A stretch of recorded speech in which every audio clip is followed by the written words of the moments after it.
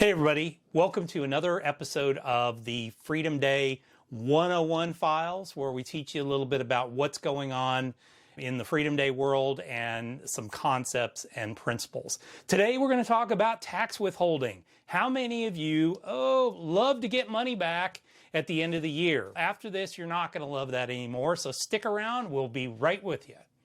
All in you. Everything you're looking for, it's all in you. You gotta believe that it's all in you. Everything you're searching for, it's all in you. All right, everybody. I remember when I was just starting to work, I wasn't married yet, I was in the military, and every year I couldn't wait to get my tax return done. And all of a sudden, I would get a nice little check a few months later or a few weeks later that I could spend on whatever I wanted to, which was typically go travel someplace or buy something. Then a few years later, I got married, and my wife made a lot less than I did at the time.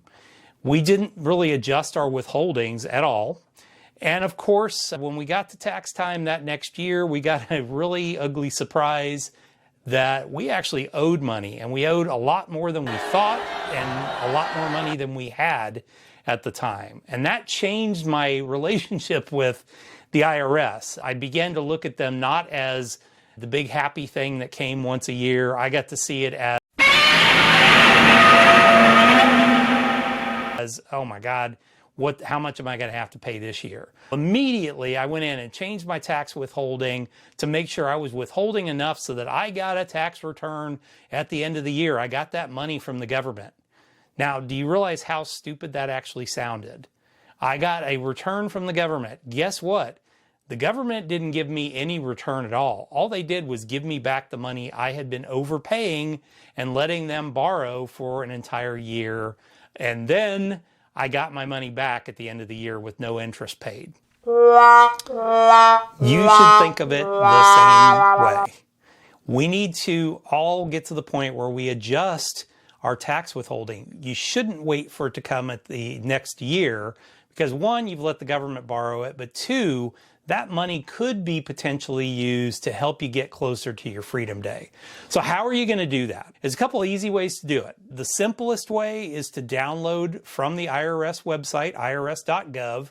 You can download the W-4 form. There's a calculation worksheet that you go through on there, and when you're done calculating it up, you give that form to your HR department or payroll department or whatever, and have them adjust your withholding. If you're a business owner, you might need to run this by your tax preparer and have them help you with that to determine how much is going to come from your business that you haven't anticipated yet, so that you make sure you don't over withhold and have money that comes back to you at the end of the year. Another easy way to do it, and one of my favorite ways, is to go to the Intuit website, the TurboTax website. They actually have an online W-4 form on there that is great because it walks you through several steps and even a couple steps that are not on the government's IRS form. Go through that. It actually spits out a report that you can also take to your HR department or payroll department, have them adjust your withholding. Ideally, you would really want to get to the end of the year and have either zero coming back to you or maybe a couple $100 coming back to you. You're not really going to get charged interest on that, so it's wonderful to, get to the end of the year and know, okay, I'm only going to have that. Now, if you've been used to getting back, let's say $2,400. Oh, I'm used to getting a check for $2,400 that I use for other things. Just think about this. If you're going to reduce your taxes down to either zero withholding or zero getting back at the end of the year, or just maybe $100 or $200 you have to pay, and you've been used to getting $2,400, break that down. That's $200 per month.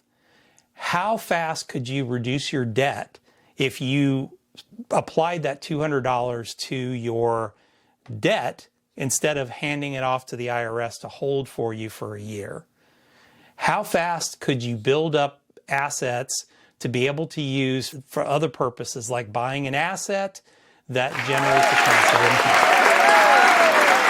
income. Whatever you reduce your tax withholding for, so let's say that's $200 a month, you need to immediately apply that money to reducing debt.